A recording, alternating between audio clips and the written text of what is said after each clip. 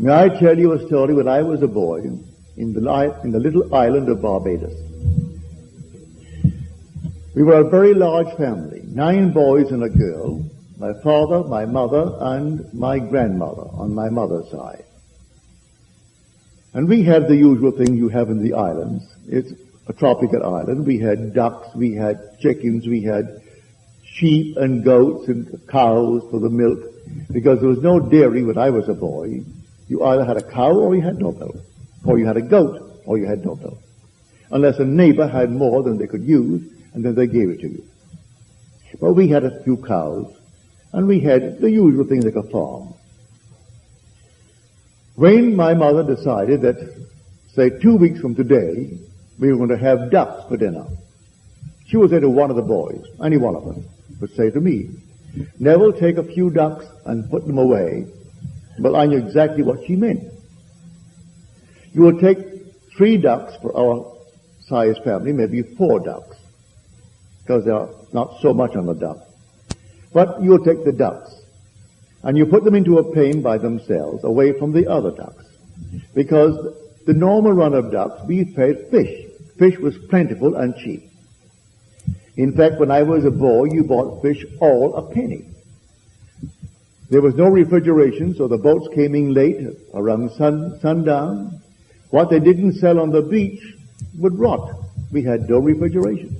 So you could take a bucket down and buy all the fish you wanted for a penny, or they'd use it the next day for bait.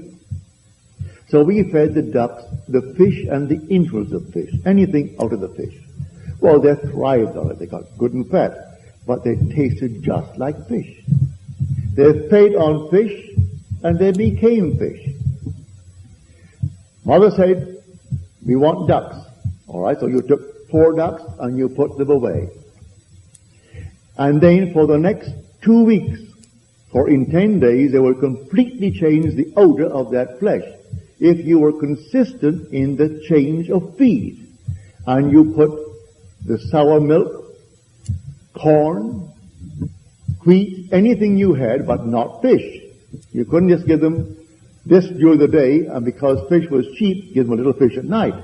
You couldn't mix up the diet. So for the next 2 weeks, you gave them that changed diet. May I tell you, if you didn't, what happened? We couldn't have ducks for dinner. If I made the mistake, when Mother said to me, "I want ducks in 2 weeks," and I didn't obey her order, when I finally discovered my mistake and did it, say, a week later, well, a week was not enough. So I didn't want to confess my mistake, but the oven confessed it. And so the heads were chopped off and the ducks were all plucked and prepared, and then all of a sudden, all over the neighborhood, the Goddards are having fish for Sunday. Because you couldn't eat it. The thing is, it was a duck, it looks like a duck, it is a duck, but it tasted like a fish. For it fed upon fish for the 2 weeks, or rather at least 1 week. It took 10 days to convert the flesh from the fish where it normally fed because it was cheap into the wheat or the corn or the milk.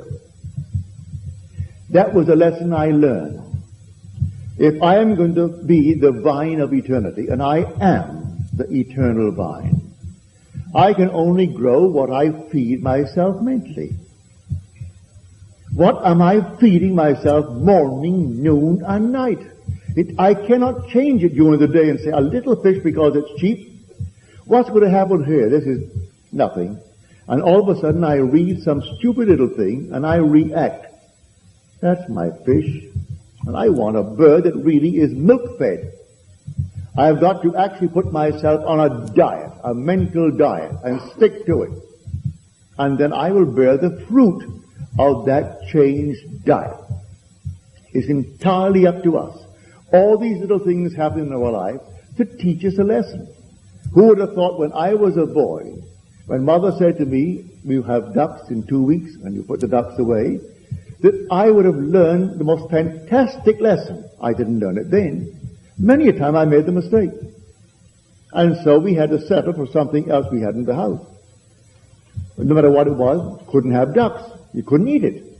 You looked at it, and nothing is more displeasing than to look at a duck and eat fish. And I love fish. But let it look like a fish. But don't look like a duck, and I'm eating fish.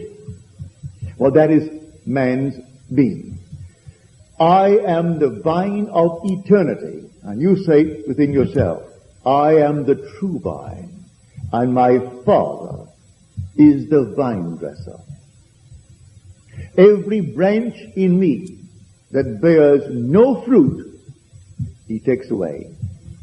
Every branch that does bear fruit, then he prunes it, that it may bear more fruit. Now, if I am that vine, and my imagination is the eternal vine of the world, then I should do something about it. And morning, noon, and night, every moment of time, even in my dream, I prune it. Even in the dream, you get to the point, you simply start pruning, and you prune and prune. This is not bearing properly, or this is a dead wood, and you take it away.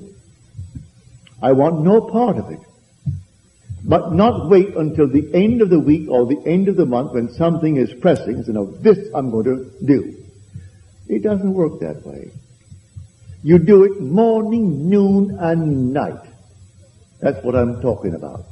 All that I behold, though it appears without, it is within, in my imagination, of which this world of mortality is but a shadow.